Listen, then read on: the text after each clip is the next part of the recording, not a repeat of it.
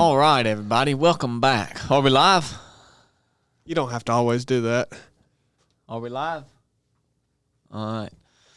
Well, thank you all for being here today. Welcome back to another episode of the 307 podcast.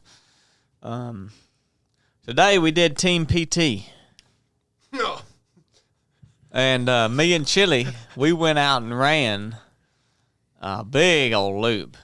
I mean, a big loop. All kinds of climbing.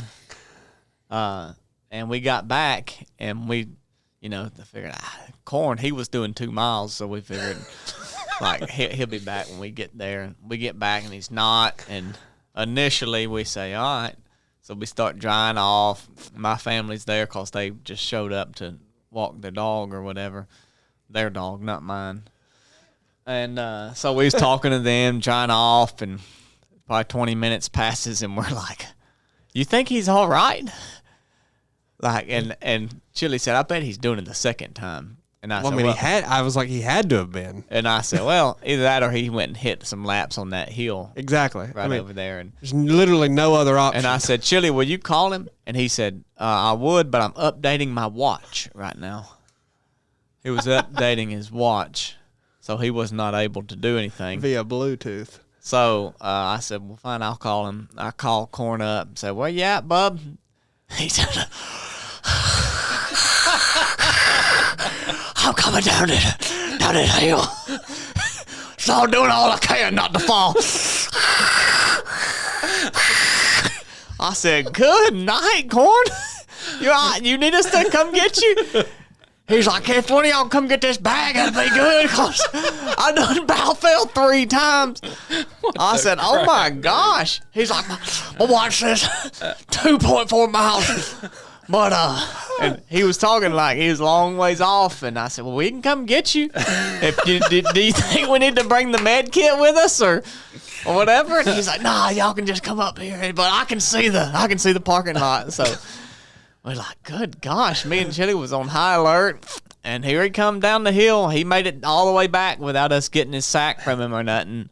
And he managed to get in 2.4 miles. 2.6 after we ran that big loop, me and Chili. Not to mention got back 20 minutes before. Yeah. Y'all don't believe none of that crap. Well, I would believe some of it for sure. Well, I mean, yeah, y'all did get back before me, but the story didn't go like Blake said, number one. And we was doing 2 teetotal different things. Teetotal? What was the difference? The route? Well, yeah, the route, number 1. The elevation, number 2. I had weight on my back, number 3. The distance, number 3. And I mean, yeah, the distance was different. Yeah, so, yeah, y'all don't believe that crap. I knew it was going to be a tough track for him, but I did not think. Evidently, the time was a lot different, too. Yeah, I think Blake sort of forgot how steep it was. I do really think you sort of forgot. No, I remember. I know you've been up it. I did it not long ago. Yeah. Rucking? Running. Yeah. We're not going to start this crap where rucking is somehow superior to running. We're not going to start that. Like, oh, you just ran 100 miles? Well, have you ever put on 30 pounds and walked down the street? You said he only had 15 pounds in his sack. Well, that's what it felt like. That don't even make a 15-pound plate. That's what it felt like. But let's do a 10 and the 5, though. But let's not skirt past the fact that rucking, what's so superior about it? Hey, just let's keep moving. So, good job today, Corn. I putting knew in a lot more time than y'all did. I can't agree with that. Toting a lot more weight than what y'all did. Yeah. Good job on that, too. Yeah. Thank you, Bub. Yeah. I appreciate it. I knew that was going to be a challenge in the track. Getting a lot more elevation than what y'all did, too. Yeah. Thank you for that, too. Yeah. Thank you, Chili. Not a lot more. I mean, I'm almost half. 500 and something. He did almost half. Not almost half more. Yeah. You would say twice as much. No, I say half. Half more. Yeah. I did 1,000% decrease. So, right. yeah, that was a good PT. Me and Chili run a big old loop. I mean, we got in many miles. Yeah. Many miles. Run the whole thing. Didn't none of us walk. I did see a pretty good little velvet buck up there. Oh, yeah? Which, a velvet buck always looks bigger than what they actually were. But Yeah. I was like, you look nice. Yeah. Yeah. Sure did. That's a deer sanctuary. So yeah, that was a good PT today. I got a good sweat in, corn dead, got a lot of elevation gain. Did you add that to the ruck challenge, Miles? Yeah. Well, Blake don't know that the Reaper struck. Oh, did he? Yeah. The Reaper struck. We were talking about it. They thought they hit 2,000 miles. In fact, they didn't. Then the Reaper come along and took his 106 miles back. Oh, crap. So he put him about a day and a half. What did behind. they say about that? Oh, well, they rogered up. They got it back. Yeah? Yeah, Oh, did they? They got their miles back. But Yeah. Now the Reapers. Who got the most miles back? Oh, I don't know. You don't know? No, I don't know. They all stepped up, though. Oh, yeah. Yeah. Good. Yeah, you got to watch out when you got a Reaper on board. That joker is about to pull some stuff on you. When does the first challenge start? August the 4th. And what is that first challenge again? It's fastest 5-mile, 40-pound ruck. Okay. Yeah. Who's going to win that one? I don't know. There's some fast jokers in there. There's some fastins. Fastest 40-pound, 5-mile ruck. Yeah. Yeah, there's some contenders for that. Yeah. You going to try to win it? I mean, I'm going to try, but, I also understand reality. That probably ain't going to God, he's been doing that lately. Poopy pants. No, Well, he just knows that's not his forte. Yeah. Yeah, but I mean, They're going to get crushed on the rest of it. I mean, you put on 60 pounds and went and did your PR mile. My knee's still feeling that. That was not the best idea. Well, that was not the best idea. But I'll do it with 40. Well, before we get into this podcast, I'm going to tell y'all all this stuff we've been doing. That's why we have to have Hoist. Couldn't do it without it. I mean, look, hold on. Take you a jerk off that bulb. Huh. He took that guzzle. That 5-star punch is where it's at. That's what I drank after the run. Got a little bit of a tart flavor to it. Yeah. Like I told y'all last time, if you're out doing stuff, you need to be drinking Hoist. If you're sitting on the couch, Hoist may not like me telling y'all this, but you don't need to be drinking it. You're going to get fat. You sit around and drink stuff like this, you're gonna get fat because It's got too much ain't salt doing for nothing. you if you ain't sweating at all. yeah. So this stuff right here will treat you right. You've been drinking this with all your rucking? Oh, yeah. You need to pour some on that hat. Look how is that sunscreen or sweat on your hat? Well, it's sweat, bub. Well, I know That's- you big that's on salt. sunscreen too. That's salt, son. See, that's why you got to drink Hoist, ain't it? Yeah, oh, yeah. All stuck in your hat. Believe that. This stuff is good. It is. It's got everything you need in it: sodium, calcium, potassium, magnesium, and sugar. All the stuff you need. You need all of that in your body, and it's good. Don't have no dyes in it, no preservatives. It'll actually mold on you if you open it up and you don't drink it after a week or so. It'll mold up on you, and that's good. You Who want don't your drink stuff. it after a week? Well, I did one time. Took a pull off of it and put it back in my range bag and forgot it was in there. And I found it later. I said, "Oh, I'm gonna get me another pull off of that," and I did with the mold in it. The mold that even grows in this is good for you. Well, corn eats mold. Yeah, Yeah. I'll eat it. It's sitting in a moldy room. It ain't that bad. You eat a moldy blackberry, all that stuff. Yeah. So, you guys, if you're out getting after it, doing hard stuff, drink your Hoist. You can drink it while you're running. You can drink it when you stop. And if you're staying busy, you can drink it for dinner.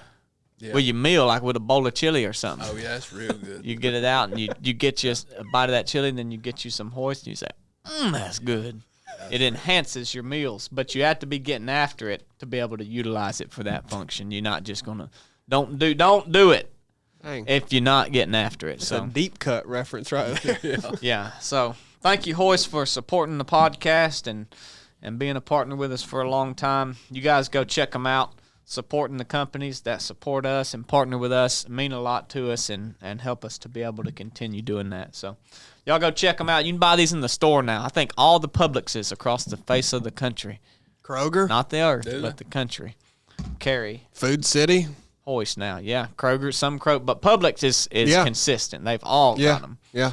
I think they're in some Walmarts, some gas stations, filling yeah. stations, different things. So Convenience thank you guys. stores. Thank you, Hoist, for supporting us with that. So I want to talk a little bit, Chili, about Israel. What is I wasn't here for the conversation y'all had about that, but what is people? What? You weren't? Mm-mm. When I went off the rails on Ted Cruz? No. You weren't here? Oh. What is people's hang up with Israel? Like, what is the thing? Well, a few weeks ago, lately, Israel is all anybody talks about. Really? Have you noticed that? Yeah. Part of it is maybe, you kind of see what you're looking for in a sense. YouTube algorithms. Israel as in the country. Yeah.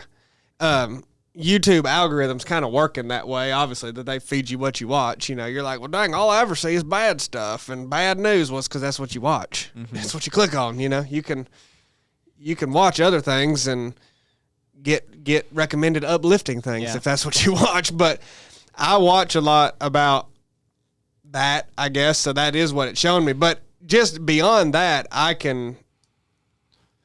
think attest to that is being pushed and talked about at large. But what are they talking about? What is people's discussion around that? Currently, the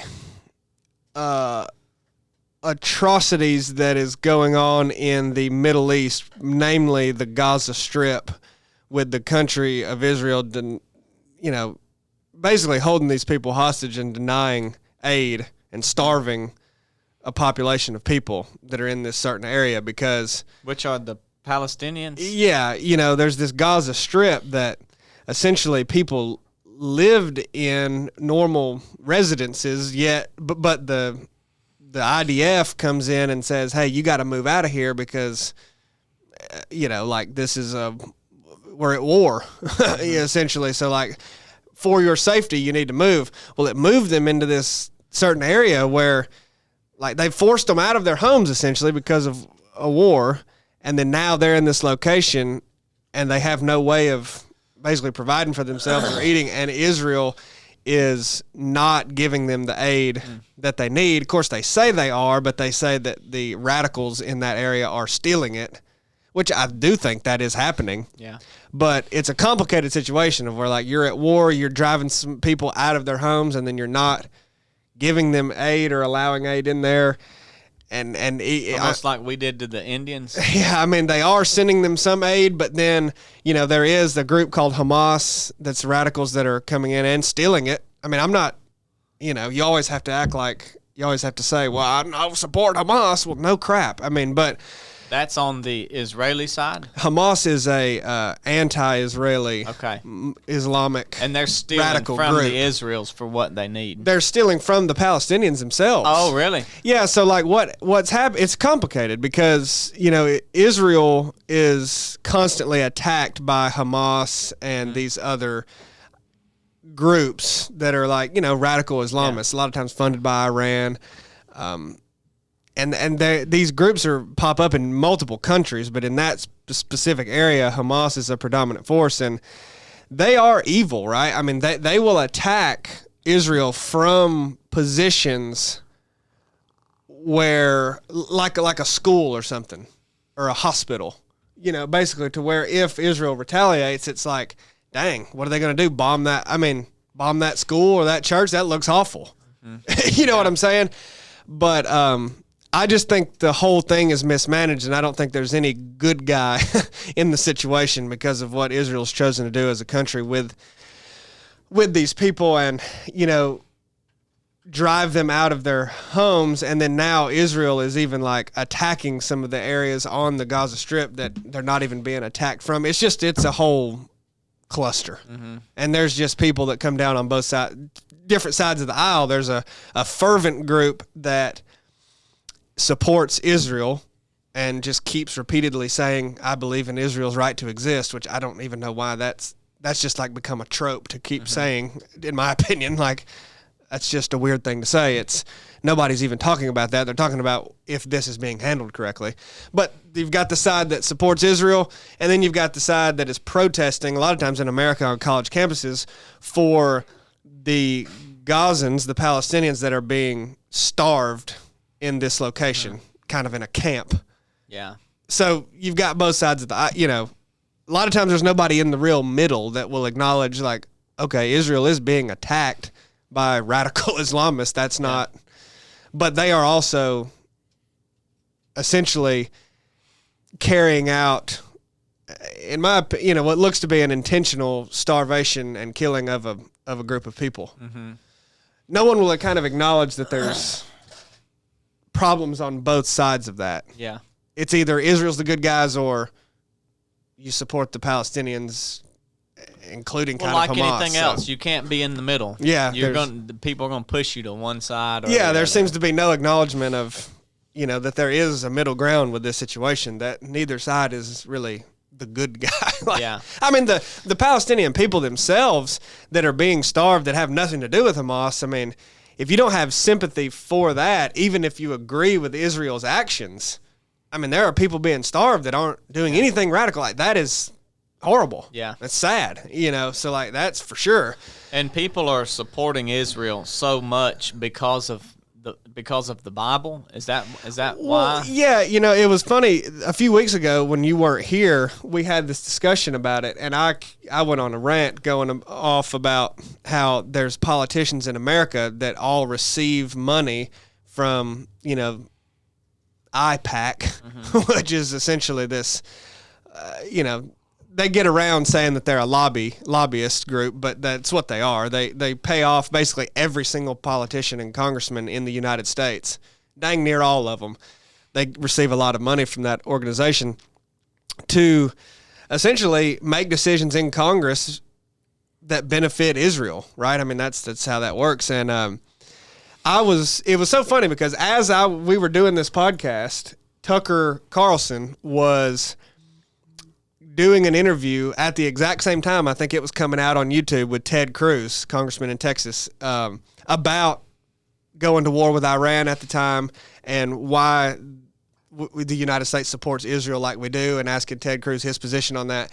And I kept saying, like, these crazy U.S. politicians who support Israel and don't even understand why and for no reason, just blindly, like Lindsey Graham and Ted Cruz. And I kept saying that. And then at the time this interview was coming out with Ted Cruz that I later went back and watched, and it was hilarious because Tucker Carlson asked, basically, why do you support Israel like this? And Ted Cruz went on this diatribe about how, well, back when I was growing up in Sunday school, I was always taught, I mean, this is pretty much verbatim what he said, that those who bless Israel will be blessed and those who curse Israel will be cursed. And I believe that the Lord commands us to support Israel. And Tucker was like, it was funny because he was like, where in the Bible is that? And Ted didn't know the reference. And he was like, what's in Genesis? But anyway,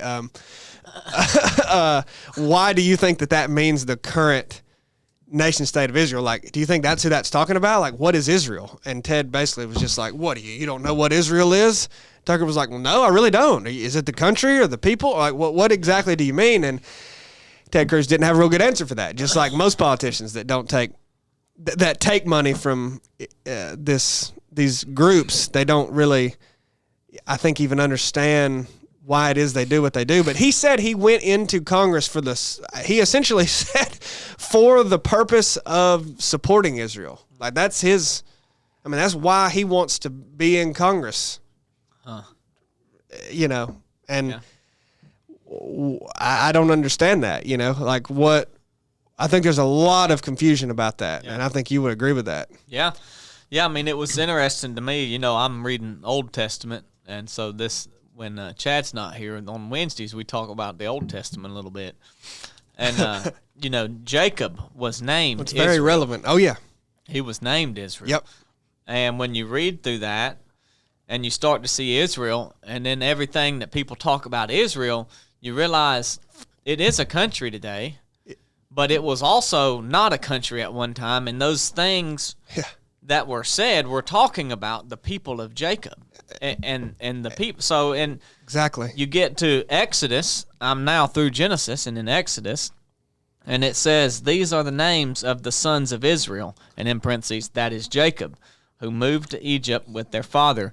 You see, these people, you remember we talked last time about Joseph being sold into slavery, and he went to Egypt, right? And then all the famine hits, and all the sons and his family come back, and the Pharaoh at the time made a place for them to live, and they just populated and bred and had all these people, and they became this massive people. Well, a new Pharaoh comes in, and he don't know nothing about Joseph and what he did and what happened in the history of that. How that is, I don't know.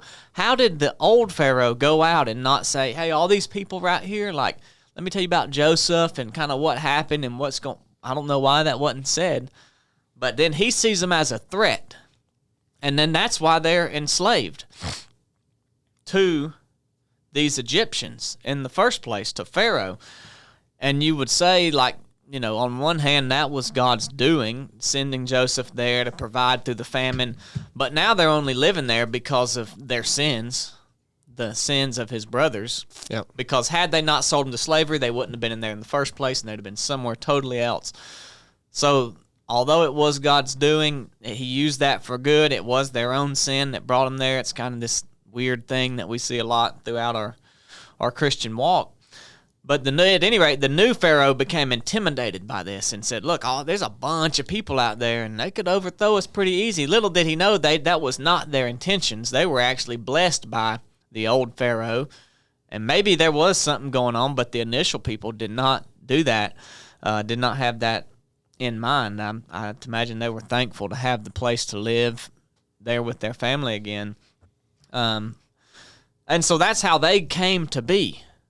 The people of Israel just came to be because Jacob was Israel. The people of Israel. It'd be like saying the people of Blake or the people of cornbread. Yeah. It's like, but since now we fast forward all these years and we have this nation called Israel, we can't comprehend that this started out as a lineage. I agree. And a group of people. It would be like the Rites. Yeah. Or the Scots or whatever. And then later on, you have Scotland, and then you have the Scots, and it's like, so they're confusing the two. Well, it is confusing. Yeah. I mean, it is, because Israel is a place even beyond the country. Yeah, yeah. I mean, it is an ancient place that has significance. Yeah. But equating, Jacob as Israel with the Jewish people, with this specific land called Israel, with the 1948 United Nations created sovereign country of Israel. I mean, those are not all the same thing. Right. Like those are all distinct things. I wonder why they chose to name that place Israel in 1948. Why did they choose the name Israel? Was it biblically based? Well, it was. I mean, that really. Yeah, I mean that's where they believed the land was that God gave the Israeli people, and even geography in the Bible, though, it also talks I think it's in Ezekiel when they talk about the big battle that's supposed to happen. The king of the north supposed to come and surround Israel. Like in your normal everyday thinking, you're not going to say, well, it's going to surround the people of Israel. That's probably what they read it to say. It right? It may be, but here nowadays, that's a prophecy that's supposed to come to fruition, right? So, it is a place. Yeah. I mean, for so sure. why would it not be talking about a direct place that is going to be surrounded by all these vast armies? There is scripture too that says the land of Israel. Yep. Yeah. 100%. And so I'm not saying it's not biblical to say the land, but what I am challenging people to think about and understand is that I think a lot of people will discount and don't fully understand what that means and how Israel came about and the start of it, and that it is a group of people, was a group of people, is a group of people, however you want to see that. And where that gets to today, like, I don't know, although we aren't direct descendants of Abraham, are we through the blood of Christ now? That can be a whole nother conversation. But, or descendants of Jacob, maybe you would say. And so it's important to go and read those things and understand that, because, I've read through Genesis and Exodus and different things, but, it's always interesting to go back and read through again years later after you've matured and developed a further and deeper understanding of things and things going on in the world different, and you read it and you say, that never really stood out to me now, but now I kind of get the genesis of how everything started and who these people were and how they came about, and when they were in slavery because of their sin. Like, how is that? Like, what did they do wrong to get that? And you see it. You read it all and you get the overall picture of it and gain more context. So it was interesting to me to see that, and I thought worthwhile to talk about. I'm not settling on any conclusion one way or the other. I usually fall in the middle and see value on both sides and can't really commit to either one. Yeah. And it's not that don't want to pick a side or play in the field. I just see value in many different decisions, and I can't really swing hard one way or the other. Yeah, I will generally lean to one, but it doesn't mean I just discount the whole other argument of it. So, well, I mean, it's complicated because, like Corn said, it is a place, and you go back to this 1948 created state of Israel. It's just, the reason it's complicated is because it's not as simple as, well, I read this once and that's the truth of the history. It's complex how that all started. I mean, first of all, it's oftentimes looked at as a Islamic versus Jewish battle. Well, I mean, the battle over this land began way before Islam was even created. Yeah. Like, Islam was created when Muhammad lived in Mecca 600 years after Christ. Yeah. I mean, there's been conflict in this area way before that. Yeah. You know what I'm saying? But then by the time you get to 1948 in modern times, there was this area called Palestine that the freaking British owned. Yeah. I mean, the British, for God's sakes.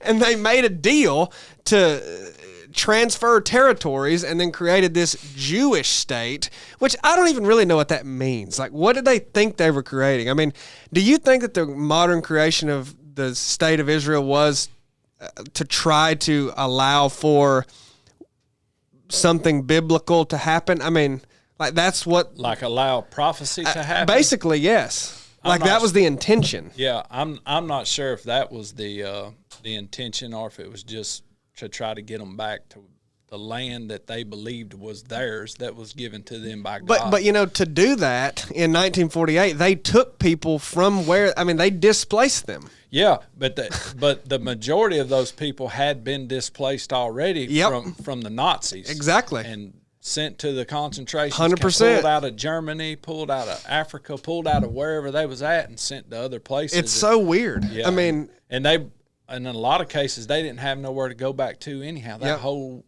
Europe and even Africa was just war torn. And but that's another thing about the dang modern the Israel now, the country of Israel now. Most of the Jews there are of European descent. Yeah, I mean the daggum prime minister, Bibi Netanyahu. He's like I forget what his heritage is from. It's somewhere in Europe. Yeah. I mean, it's crazy. Like, it's all just this mismatch of how did we get here? Good night, It's not as straightforward as I think a lot of us make it out to be. Yeah. But yeah, it's definitely gotten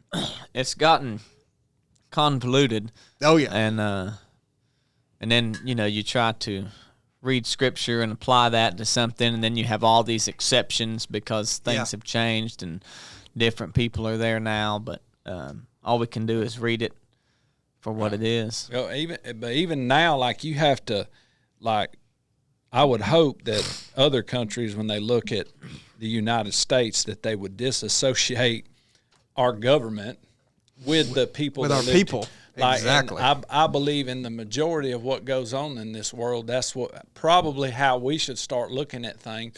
Disassociate the Russian people with the government that is running Russia. You know what I mean? And Oh, yeah. the Israeli government who is running Israel, 100%. and the Iranian regime that's running Iran, like most of it, I would have to imagine that we're being lied to so much by all those governments that they don't represent anything to do with the people. Very little, anyway. Yeah. Yeah. Yeah, and another interesting thing about, Israel, I think a lot of people hear about Israel and, it's the holy place where Jesus lived, all these things happen, and they think, hey, that's a lot of Christians live there. But that's not the case at all. I think it's actually the most unreached country in the world. Like it has the smallest percent of Christians living in it because they're all what we would call Old Testament Jews, right? Yeah. They're following the Torah, really like the Pharisees and Sadducees, kind of how we view them. Not that these people are the religious elite and have these practices, but they do to an extent. Like they're still following this, what we call the Old Testament is actually their Bible.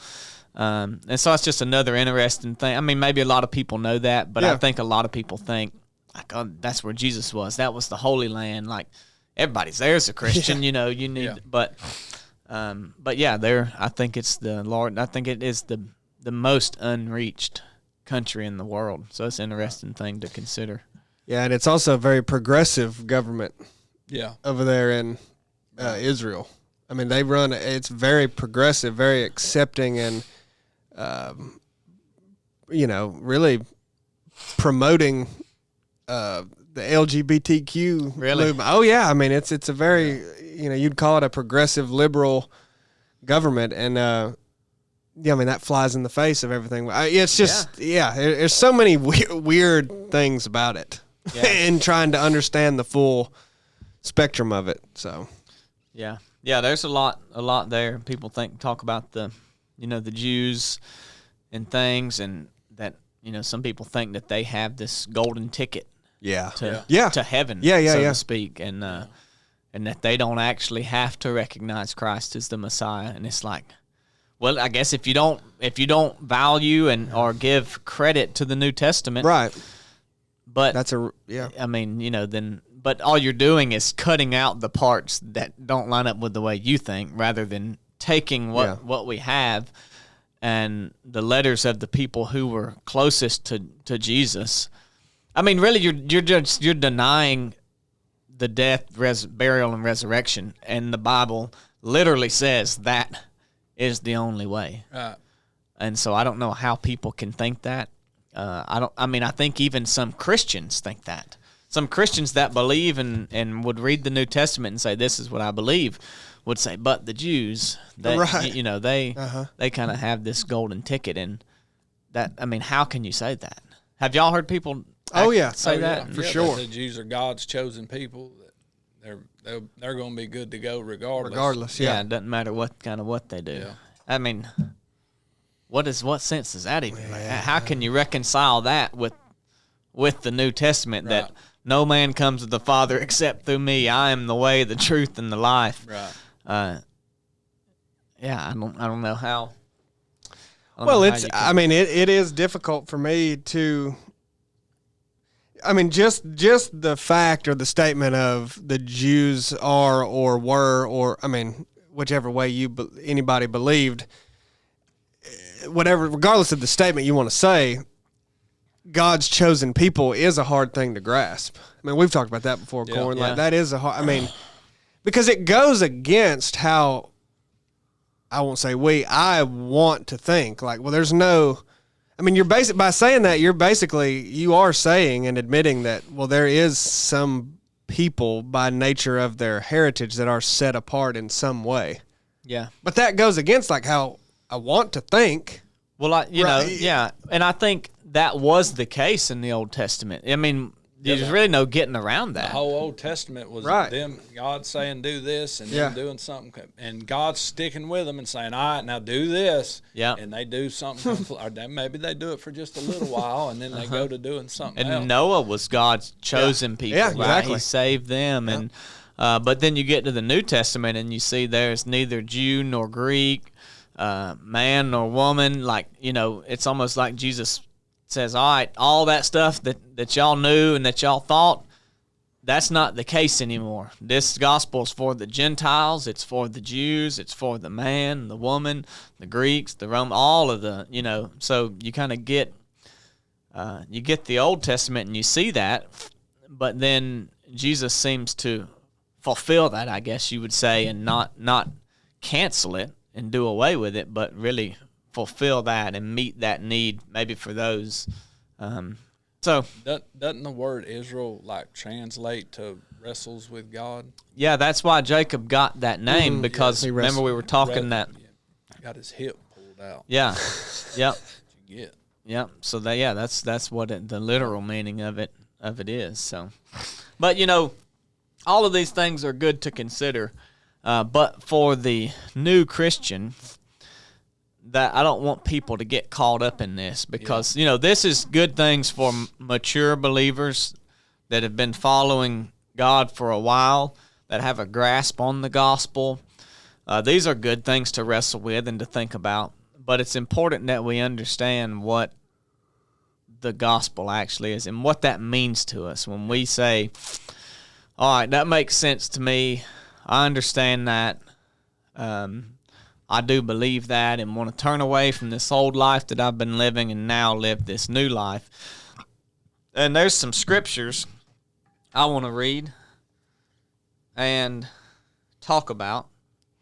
Scriptures like, let's see here. First one is in Luke 9:23-24, and he said to all, if anyone would come after me, let him deny himself and take up his cross daily and follow me. For whoever would save his life will lose it, but whoever loses his life for my sake will find it.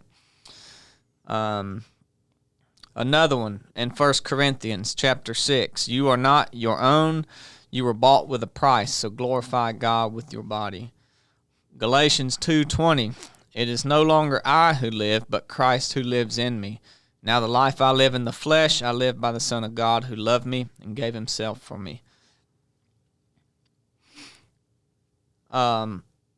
So we have these different verses, these different scriptures that would say, deny yourself daily, take up your cross daily. You are a new creation. It's not I who live, but Christ who lives in me. And so those, I think we read those sometimes and we really discount what they mean. Like those are really radical statements. And we say, yeah, I deny myself daily and take up my cross. And again, I always want to say, it's not about what you do, but what you do reveals your heart and where you're at and how you think. And so what does a life of full surrender to Christ look like? We read these verses, and I think we want to accept the gift, if you will, that God's given us to be able to have a relationship with him. And then we say, got that. And then we say, deny yourself daily. Today I didn't want to get up at 8 or 7 or 6, whatever, but I did.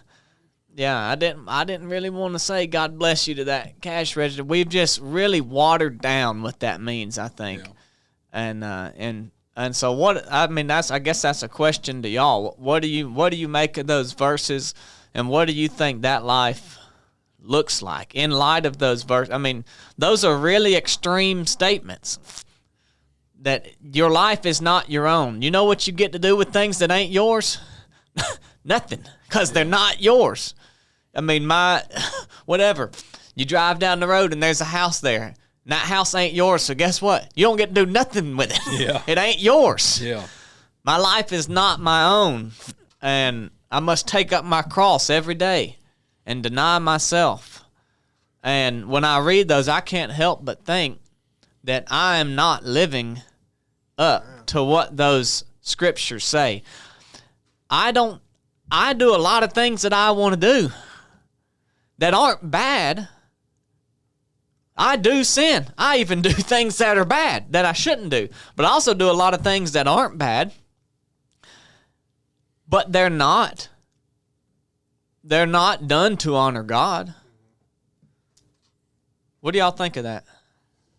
Yeah, that's more along the lines of what I was thinking is like, how do you keep those wants beat down, those desires you have to and of yourself, you know, whether it's to feed your ego or just feed something you really want to do, you know, just to keep those beat down and look at it as, okay, I'm here to serve the Lord, and how am I to do that today, you know, and even having a plan of how to look at that and perceive it, of course, through prayer and discernment, and because you can't help everyone. Like, right. You literally cannot help everyone, and there's probably some people you shouldn't be helping too. Yeah. There's probably some people that you're probably not the person to be helping that person. So through prayer and discernment that's the hardest one for me, because I can think, okay, well, I can do this and glorify God too. Like, but how do you really glorify God in something that you do other than just shouting glory to God all the time? Yeah.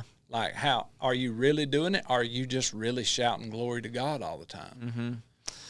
Yeah, I mean, that's a great question, because God does give us these desires to do these things. But I think, like, so say, you know, if it was a race and you say, I really want to go run this race, and then you say, how can I honor God with this? It's the wrong order. Yeah. And then the next thing is you say, I want to do this race, and I want to win this race. So I'm going to do everything I can. I'm going to eat right. I'm going to train right. I'm going to do all these things. And guess what you thought about that whole 6-8 month training block? Yeah. Not the Lord. Yeah. In your day-to-day walking around life, guess what you didn't think about? The Lord. Guess who you didn't care about? Anybody. And when turkey season comes in and you say, oh, I'm about to limit out this year, boy. Yeah. And when the things that I do, the tactical games, when you say, well, I'm going to do the best I can. And you spend all your time researching this gear and training up shooting and training up physically. Guess what you didn't think about and didn't care about? What the Lord says and what other people have to do, and because that's all your focus becomes. And so we always hear that the Lord has to be first in our life. And we say, yeah, he is, because I'm going to do the tactical games, and when I get there, I'm going to really, my actions and the way I portray myself is going to represent him well. And that ain't the case. When you're there, you're thinking about winning and doing the best you can. You ain't think. And so, to me, it's hard to go be a part of an event or do this thing that you're really passionate about doing, because you want to be the best at it. Like, we have this drive to be the best. And I think that does. I mean, I think that there's a part of that represents Christ well, the way that we show up. But how can we have him on our minds through that process of doing that? And, you know, like for running, one thing, when I trained for the Jewel, I would always try to find somebody to go run and train with me, even if they were slower than me, not as good a runner as me, because community is where those valuable conversations happen and things. Yeah. And I know you do that a lot with turkey hunting. Yeah. You know, you're always taking kids and people that hadn't been before, but that hadn't always been the case for you. Right. And I can say the same for myself with other things in my life. And so, but you know what happens when you do that? When you go run with people, you don't get as good a run in as you should have got because you're running their pace and not your pace. You're training their training plan and not yours. When you take people hunting, you miss out on turkeys you're not as good. But I have to think that you're more in line with what Christ has called you to do. And you show up not as ready for the race, and you don't do as well in turkey season, and you don't do as well at these things you want to go do. But along the process that it took to get there, all the people that you got to spend time with, and because that's where valuable conversations happen. They don't happen at the local church. And, I mean, you might have some good conversations in your living room at your life group. Maybe you do. But real relationship and conversations happen when you get out and you do something together. I'm going to tell you what, you are not going to go to church and just have a relationship with a person because you both love Jesus. It ain't going to happen. You might talk to them here and there, but if that's the only thing you got in common, it's really hard to build a relationship with somebody. But if you both like to run, or if you both like to hunt, think about the people that you've met. Yeah. You're not friends with people because they love the Lord. I mean, you love them and they're your brother and you would do things to support them, but that's not who you're going to call your best friend. The best friend's the one you're going to spend the most time with out. And I mean, I think that's scriptural. The desires God gives us, we build community and bonds around that. And I think he just designed us that way. But the problem is we get so focused on the end result. Yeah. I mean, so that's a long-winded answer, but No, that's good. to That's kind of how absolutely, you yeah. And you realize that when you're done with, y'all two for running or whatever, like, good gosh, that joker slowed me down, you know what I mean? Or, man, if I hadn't had that cull with me, I could have killed a turkey or something. But you don't really think about that because you was building, that rapport there and having that fellowship. But was you having it for the Lord, or was you just doing it to have somebody with you? Yeah. You know what I mean? Yeah, or you say, man, I really want turkey hunt, but I don't know, I shouldn't be going if I didn't bring someone. And then you have you say, I'm going to bring them along so I feel good about going. Yeah. And the whole time you're trying to kill a turkey, or you're trying to really get the run that you wanted to get in. And so it's hard to stay focused on that. But it's a further death to yourself. And you say, I don't care really how good my run is today.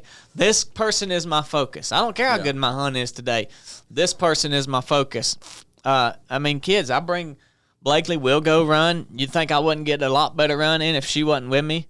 Yeah, but that's not what it's about. Or, they bike and me and Kat just walk. And I'm, sometimes I'm thinking, I need to be getting a different exercise than this. But that's just what the relationships people are more important than the thing that we're wanting to gain in the end.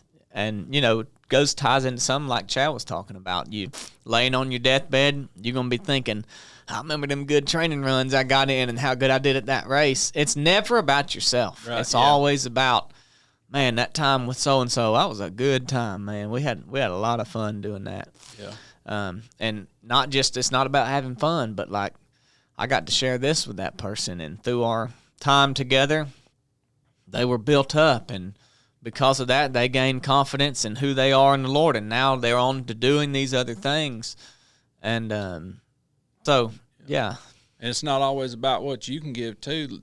I mean, the Lord uses other people for you to receive, too. Yeah, you're 100% right. Yeah, that's probably another fault. Is you're always thinking, what can I do to help these? I'm the one that's bringing something to the table. Yeah. You know what I mean? Yeah. It's me. Yeah. No, bub. Not all the time. What you think on that, Chili? Yeah, I think, my theory of behavior is all tied to desire, and basically you always do. Well, humans have all kinds of competing desires, You feel that whenever you are trying to train for something and you want to go run because you have this goal, but you also are kind of like, yeah, but I don't really want to run today. Yeah. Well, you have a competing desire, And some days you might choose to sit on the couch, and some days you might choose to go out there and run anyway. Well, what won out, what ultimately was your behavior that day was because of that desire won out over the other one, and like you were saying, I don't think our desires are bad. We were created that way. I believe my environment growing up influenced this a little bit. I don't know the degree, my dad being a runner and wanting to be like him, all that. But I also just think there was something kind of in there that I was created to like to run, with that inclination. So I don't think there's anything wrong with that. And can running be used for the Lord, or can good things come from it? Absolutely. It has in my life.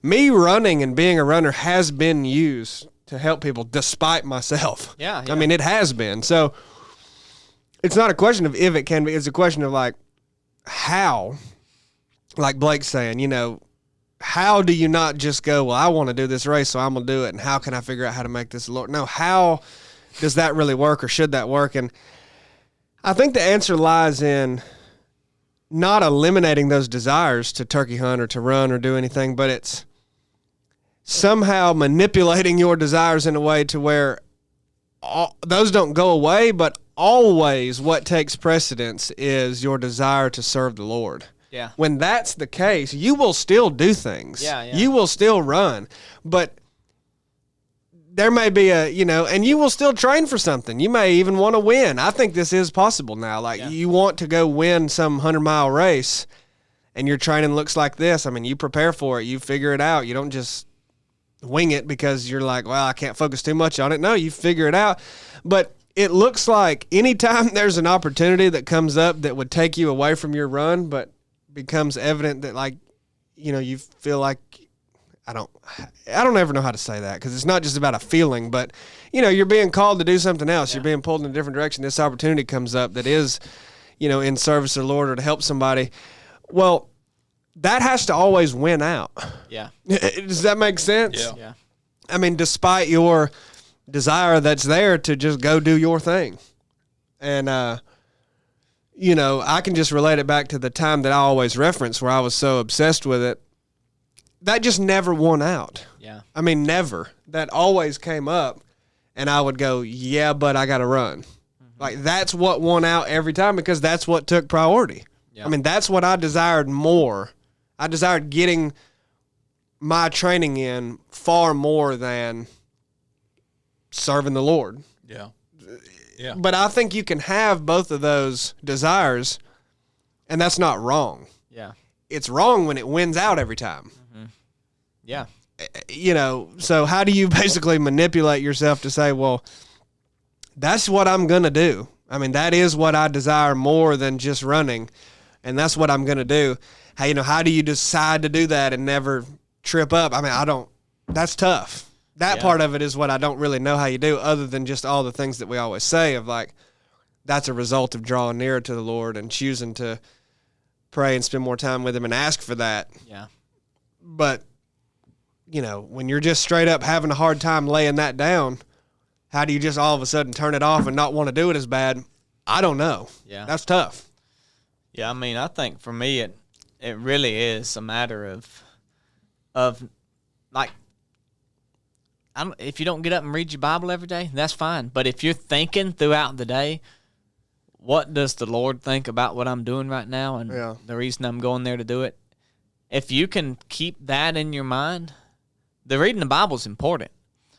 But I would say if you could keep that in your mind first, if that was where your effort needed to be, then start there. Yeah. And then you're going to start reading. You're going to want to know more. Like, well, what does it mean? Like, how should I be responding to this situation? And you're going to go look. Yeah. And it's going to, these people say, I have a hard time studying the Bible. Like, how should I study the Bible? Where should I read? And you know why you have a hard time doing it? Because you're not thinking throughout the day of what the Lord thinks about these actions and these thoughts that you're having and what you're doing. Because if you were, you would have 1,500 questions about how should I be responding in this situation? Or is this right or wrong? And then you go look that up and study about it. Yeah. You should never be like, and I've been there. So I'm not saying you're wrong if you have. I have been to the point where I say, I don't really know I just kind of feel dead right now. Like, I don't know if I should read this or that or this. But if you get in that position, start thinking through your day-to-day life of pondering the Lord more often and what he thinks about how you're responding and the things you're thinking about and the people you're spending time with and how you're spending your money, and you'll have some things to start studying. Well, the word says, as in all things, do it as if you're doing it for the Lord. Exactly. Like, how else would you even have a foot to stand on to try to do that if you're not contemplating that regularly? And that's a good point. People use that as saying you need to work hard. Mm-hmm. Don't you? Do you think that do everything as you're doing it for the Lord? And they say, "Well, at work, oh gosh, I don't want to do this." Yeah. But I'm gonna need to do it like I'm doing it for the Lord, so I need to work hard. But that's a good point. I think that gives a lot more credence to that verse and understanding of it. That everything, think about that you're doing it for the Lord, not for this person and I mean, that's how you need to be doing it. Right. And if you think about those things, you'll have plenty of questions and plenty of things to look up in words and different things to study. Go to the back of your Bible into the, what they call it, the concordance. Yeah. And look up a word. Well, yeah, that's what I was going to say. There's nothing wrong with studying the Bible. You know, when you're pondering things and you realize, oh man, you're really anxious and everything. Well, go study what the Bible says about worrying. And I mean, when you're dealing with somebody else struggling with something, there's nothing wrong with that. Right. You know, I mean, really, that's probably what should be done way more often. I would say that's probably one of the biggest questions, especially for a new Christian, but even a mature Christian sometimes would say, I don't know, or, you know, who would call themselves mature, I don't really know what I should be studying, or how should I study the Bible? And there's all these theories and these formats, get through the Bible in a year, read this first, read that first. And if you're just starting out, like, you need to grasp the gospel, that's fine. But as you go, there's going to be questions you have, and I would say that's what you ought to study. Yeah. Well, the directions you could go with starting out studying the Bible is not truly limitless. You know, there's not infinite options, but it is so many different ways you could do it. Yeah. And so many places to start and so many ways to start that I think that just people like things narrowed down. Yeah. You know, when you have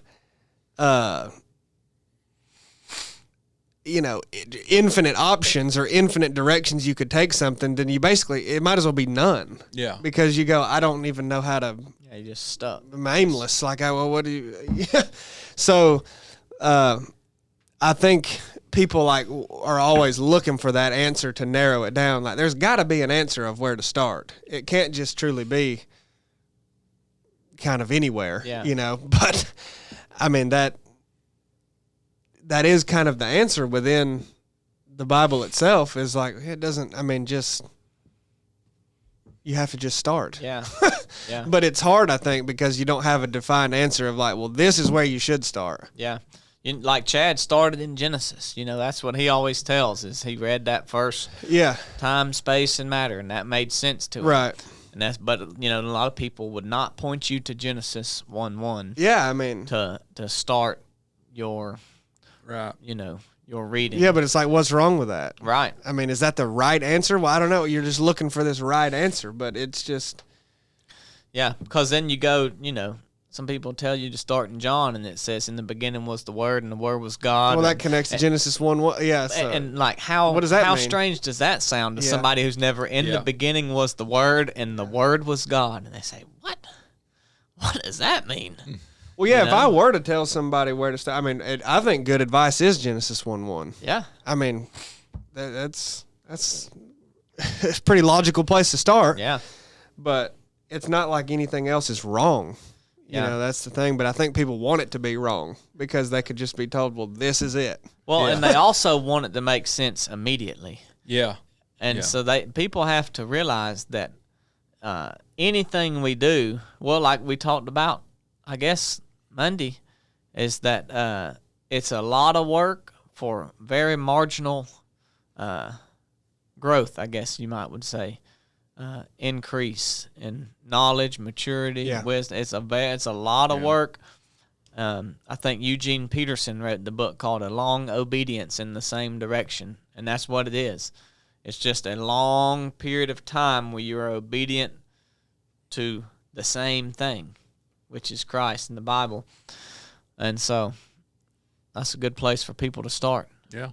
Think about what you're doing and why you're doing it, and you're going to have questions. We might save our anomaly for another cast, you think? That's fine with me. Should we get into that? That's up to y'all, bub. That's up to y'all. You got anything else you want to talk about? Well, we had the Patreon questions. Oh, yeah. Do you have some? Come on, Chili. Good night. He got some from some superstars. Why'd you just laugh? Actually, you didn't laugh. You scoffed. Hey, This is gonna come from Hit him with that face wipe. the king of super chats, Marty Bingham. oh wow! Y'all remember Marty? Don't ask me that. It is in our nature to sin and be tempted. How do you explain to Christians that even though they have salvation, they will still have sin in their lives without making it sound like it's acceptable or a good get out of jail free card because it's our default setting to sin? Yeah, that's a great question. I think so too. So he's basically asking, because of that, how do you explain to people that it's okay to really still have those temptations, although you are saved, and some of them you will succumb to? Yeah. Yeah. I mean, really, people are just going to grasp that through the Holy Spirit showing them that, because it doesn't make sense. But I think it's good for people to understand and know that, I don't know where it is. It's one of the letters that Paul wrote, and he's saying, should we just go on sinning then, that grace may abound? Well, no. And he's telling, and maybe it's in 1 Corinthians, and he's telling them, like, we have this grace from Jesus that he is not, that he's given us things we don't deserve, which is salvation, which is a relationship with the Father, to be able to go to him in prayer again. Yeah. And since he's given us that grace, should we just continue sinning? No, we shouldn't. And I would say that explaining that to people would be getting them to explain and understanding what a gift that is, so that when they understand that, they're not, how can you take advantage of something like that someone has given you such a significant gift of? And the one that would want to take advantage of that, I would say, probably doesn't understand their salvation in the first place. So I think a true understanding of the gospel and salvation helps that process, and people continuing on and being okay with their sin. I think that's a big part of it too, is the repenting part, because although we will still be tempted, one, it doesn't mean we have to give in to every temptation, but two, that when you do sin, it doesn't mean that everything else is just null and void. It just means that we are human, and that's going to be a part of things. And how do you feel about that now that you've done that? I know Chili hates how do you feel, but are you like, man, well, that kind of sucked, I shouldn't have done that? Or are you like grieved about it? You shouldn't be like, oh man, now I'm going to hell now. I've just severed my relationship with the Lord. Or do you feel like, man, how could I do that? Knowing the things that I know and having the gift that I'm given, and when you feel like that, that's evidence of your repentance, that you don't want those things anymore. You want those things before you know Christ, but you don't want them anymore. And so I would say try to get people to fully understand what salvation is and that process, but then teach repentance too, because that's the big repent and believe. Yeah. Repent and believe. And how do you feel about those things now that that's the case? The only problem I have with the feeling is I actually agree that that's an indication of your heart is when you do sin, what that does to you. And like you said, if you just go, I don't care. Yeah. Like, who cares? But it's just the problem with feeling is it's a subjective thing, and it leaves a lot of room for people to go, well, I felt bad about that, but did I feel bad enough? Yeah. Like, I don't know if I felt guilty enough about that. Like, I did for a while, and I just kind of got over it. Life went on. Like, how tore up should I? You know what I mean? Mm-hmm. Like, it just, any subjective feeling leaves that room for, especially minds that obsess and worry and go, well, dang, yeah, I mean, I didn't really feel that bad when I lied that time, recently. Like, I mean, I did, but it wasn't like earth shattering. You know what I'm saying? Like, you kind of just have this room for like, dang, did I feel bad enough about that? So that's just kind of the thing. I actually do agree that it is evidence of your heart whenever you don't just sin and go, well, I'm good, absolutely. But it's just tough because of that subjectivity to it. But I think the answer to Marty's question, well, I'm not good at articulating anything, and I definitely don't think I can articulate this well, but the actual question that he posed is a question that I struggle with a lot, and I think a lot of people do. But it once again, not that I can articulate it well, but I do believe that the answer lies somewhere in the difference in salvation and sanctification, because those are often conflated, but they are two separate things. Yeah. And salvation does not equate to sanctification, which is basically the process of becoming more like Christ to the point of perfection, like perfected in Christ. So that process, I mean, it is said that will not happen on this earth. That will not be fulfilled while you are alive.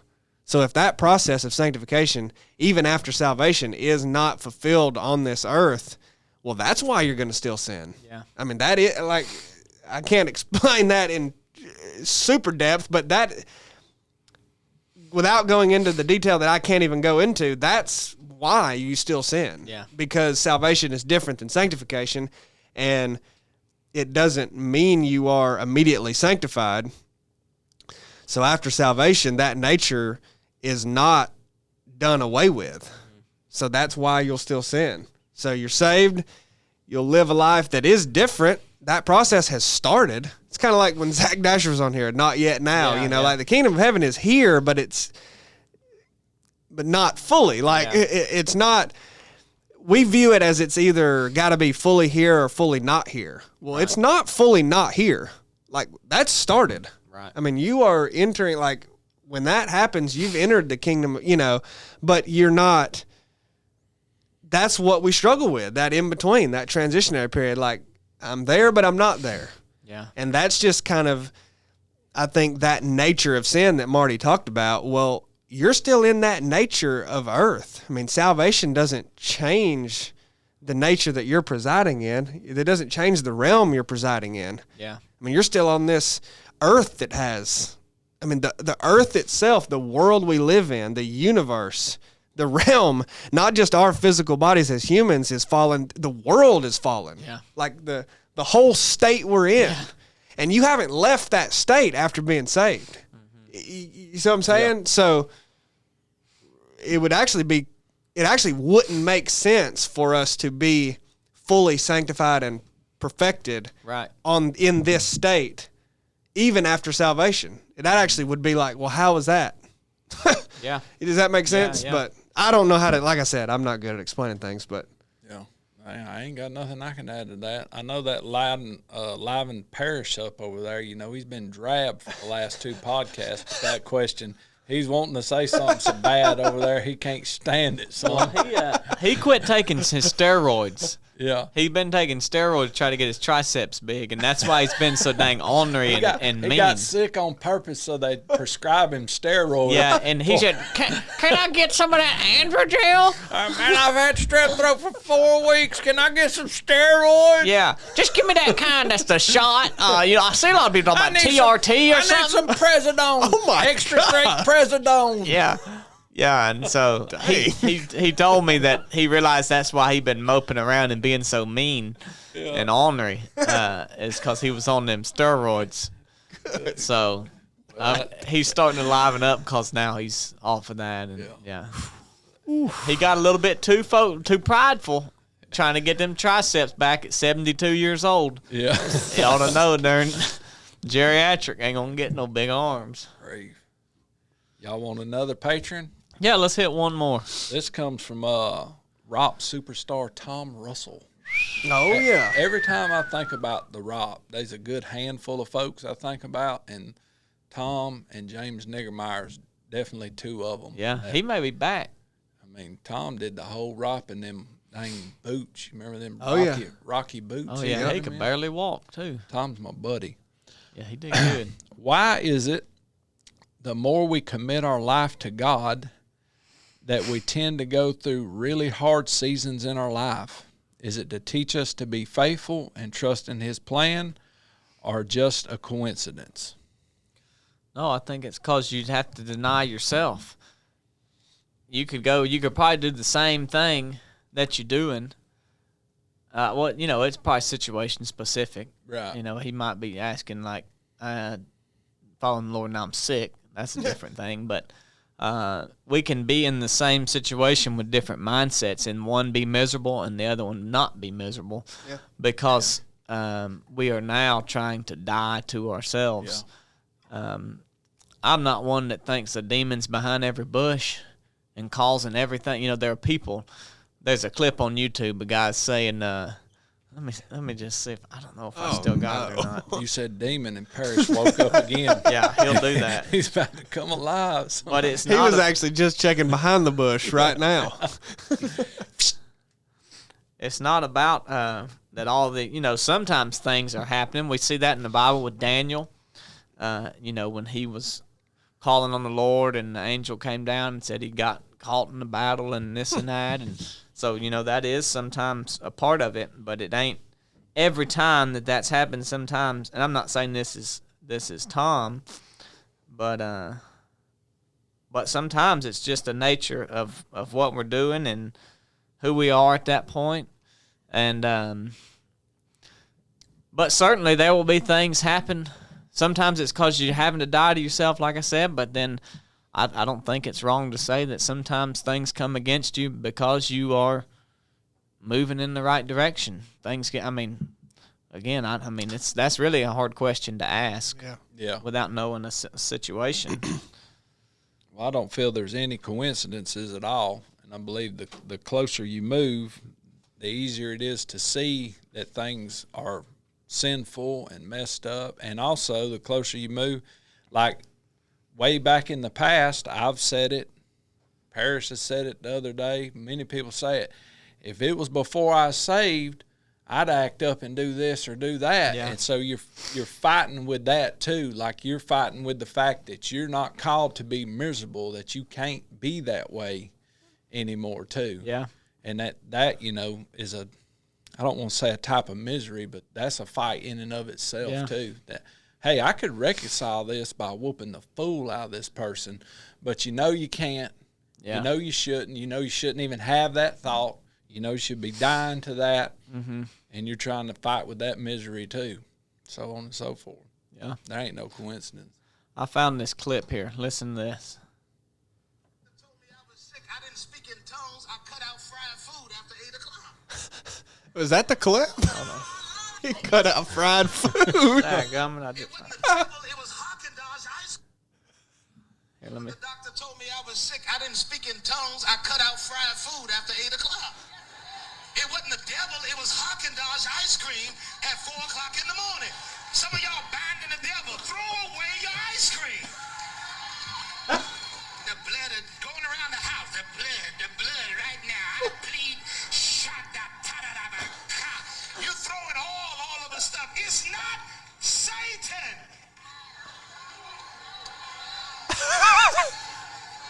Good night. So don't talk about people that are fornicating when you have 5 pieces of cake at one time. What y'all sin?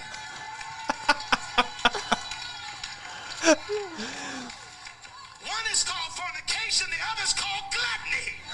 Both of them are sins. I agree with him. Yeah. I mean, really. Yeah. He never got off the rails with that. I mean, I'm pretty in line with all that. That's to the point. Part of his question is not for Tom specifically, but for other people that would say, here they are, 400 pounds, laid up at trade day, sprawled out, sweating like a daggone hog, and they say, here I am on... got diabetes. I got these little Debbies. They're a little out of date. Yeah. They're $1 a piece. Come down with everything, high blood pressure, and they'd say, the Satan's just after me. No, he ain't. Throw away your ice cream. Quit eating fried chicken. And so sometimes that's the case. Sometimes we're doing things that we wouldn't To see. ourselves. But it's the way we've lived our whole life, and we don't see nothing wrong with it. And we say, oh, now all of a sudden this is happening. Well, it could be caused naturally. It might not be supernatural that those things it are ain't happening natural. to you. Yeah. So, but that's a really hard question to answer. I mean, I think the only way to answer it is, if it was asked, do you face supernatural challenges when you are following Christ? And I think that we can say yes, biblically. We can say we do face supernatural challenges biblically. But it's also important to look and say, is something I am doing causing this to myself? And that it may not be supernatural. And is this pain and the struggle that I'm going through, is this just because now my mindset is on dying to yourself? And if so, that's good. Yeah. That's Right. good. So that's a good question.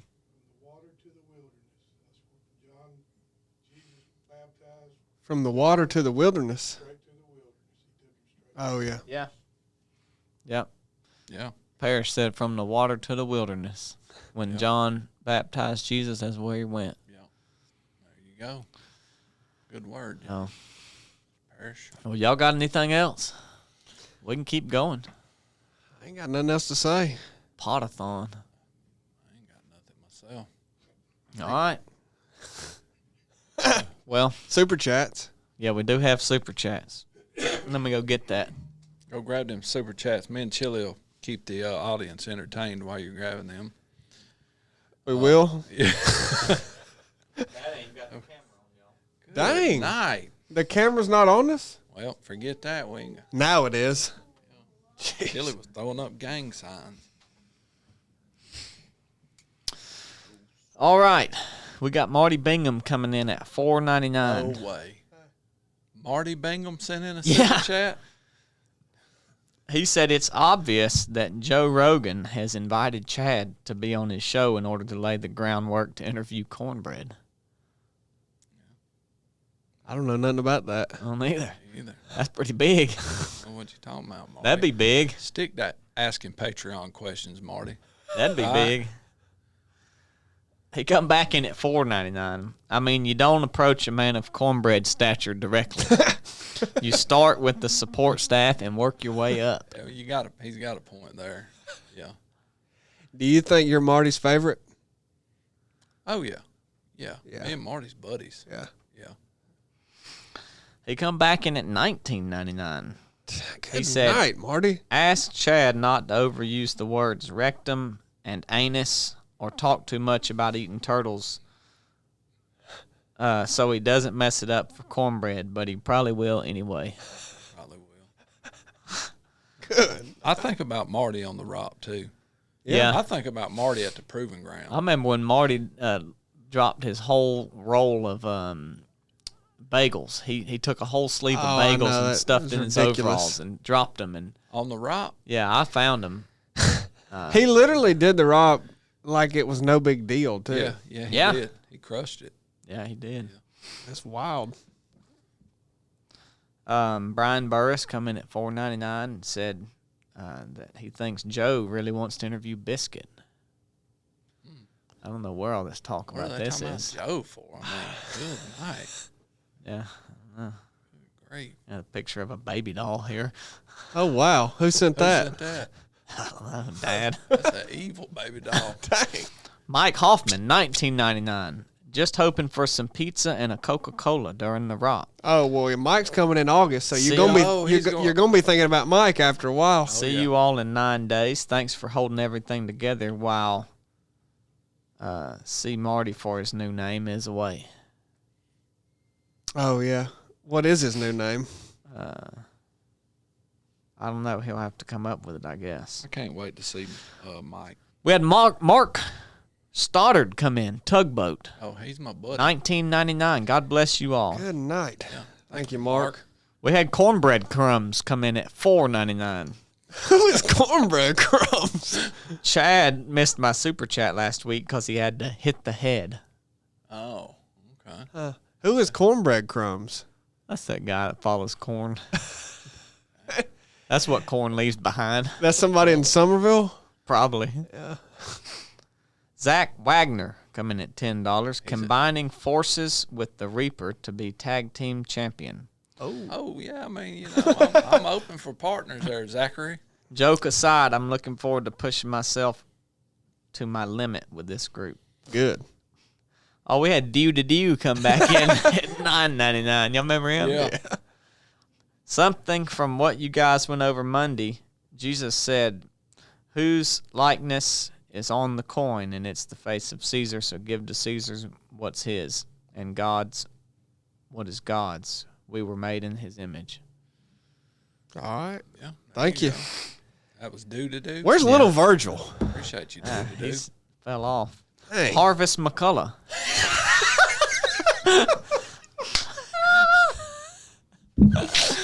Oh, I love working here.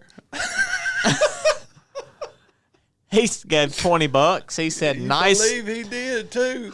Nice work, Ruck Team 1, on hitting the group goal. Next 10 weeks is going to be big. It's gonna be real big. Is I wonder he if in the that's ruck? somebody from Ruck Team 1. I think it's Tom Russell. You think so? You think so? I do. No. That's my prediction. I think it's Tom. You think it's Tom Russell? God, if I'm so off on that, that's embarrassing. But I don't know. Harvest McCullough. Who would do that? I don't know. Well, we had T.J. McLaughlin It's come in at somebody who- $9.99. It's somebody who really likes Harvest McCullough. And I think Tom really likes Harvest McCullough. T.J. McLaughlin. McLaughlin, Oh, yeah, Rock. $9.99. In all we do, do it as unto Christ, which includes pursuit of personal excellence Yep. and furthering his kingdom. Do both in that context. Love y'all, Rock 002. I was fixing to say, what was he, Team 2 or 3? Two. Rock Team 2. T.J. And that concludes Super Chat. We appreciate all you guys for those. We appreciate y'all tuning in. If you got something out of today's episode, then share it with somebody. And if you didn't, then share it with somebody. So we'll see y'all on Monday, Lord willing. Cut it off.